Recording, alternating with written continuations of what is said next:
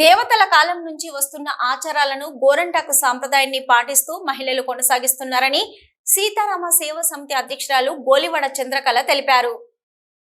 ఆషాఢ మాసం సందర్భంగా సీతారామ సేవా సమితి మహిళలు ఆదివారం ఎన్టీపీసీ అన్నపూర్ణ కాలనీలో ఆషాఢం గోరంటాకుతో సంబరాలను జరుపుకున్నారు. మహిళలు ఒకరికొకరు చేతులకు గోరంటాకు పెట్టుకుంటూ సంతోషంగా మురిసిపోయారు. గోరంటాకును రోటిలో వేసి రుబ్బిన గోరంటాకును మహిళలు చేతులకు పెట్టుకొని ఎర్రగా పండిన తమ చేతులను చూసుకుంటూ సంతోషపడ్డారు.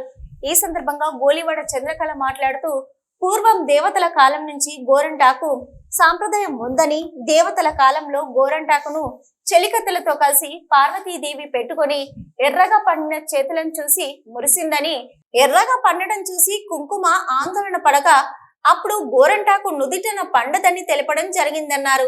మహిళలు నుదిటిన గోరంటాకు పెట్టుకుంటే పండదని చంద్రకళ అన్నారు.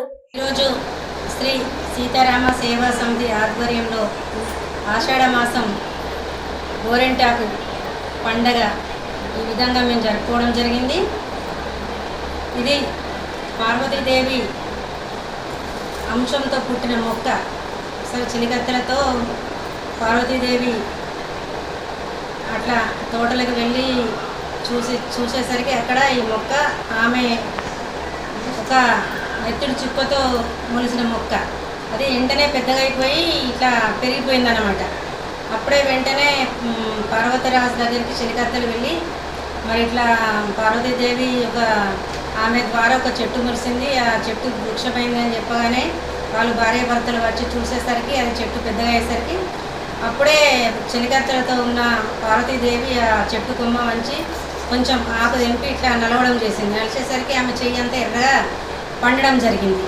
అది చూసి అయ్యో ఇట్లా చెయ్యి ఇలా అయిపోయింది ఎలా అనేసరికి పార్వతీరాజు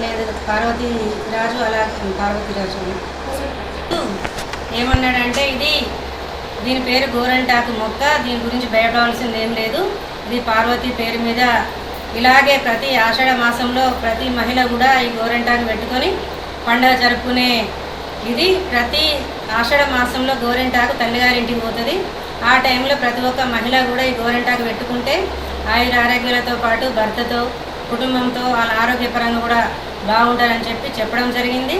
అప్పటి నుంచి ప్రతి ఒక్క మహిళ కూడా ఈ గోరంటాకు ఆషాఢ మాసంలో చేతులకు అలంకరించుకుంటే అలంకారంగాను మళ్ళీ ఆరోగ్యకరంగాను అన్ని విధాలుగా మహిళకు ఎంతో ఉపయోగపడుతుంది. దీనివల్ల చాలా ఆరోగ్యంగా మహిళ ఉండగలుగుతుంది. చేతులు కాళ్ళకు పెట్టుకున్నా కానీ కొన్ని ఇన్ఫెక్షన్ల నుంచి దూరంగా ఉంచుతుంది. అలాగే ఆ టైంలోనే కుంకుమచ్చి అడిగిందంట పార్వతీదేవిని. మరి నా పరిస్థితి ఏంది, మరి ఈ మైదాకనే నుదుటిన పెట్టుకుంటే అది ఎర్రగైపోతే ఇక నా విలువేమి ఉండదు కదా అని కుంకుమ అడిగిందట. అడిగితే అప్పుడు పార్వతీదేవి చెప్పిందట, మీరు ఎక్కడన్నా పెట్టుకుంటే చేతుల కాళ్ళకి ఎక్కడైనా పండుతుంది, కానీ నుదుటిలో పెట్టుకుంటే మైదాకు పండదు అని చెప్పడం జరిగింది.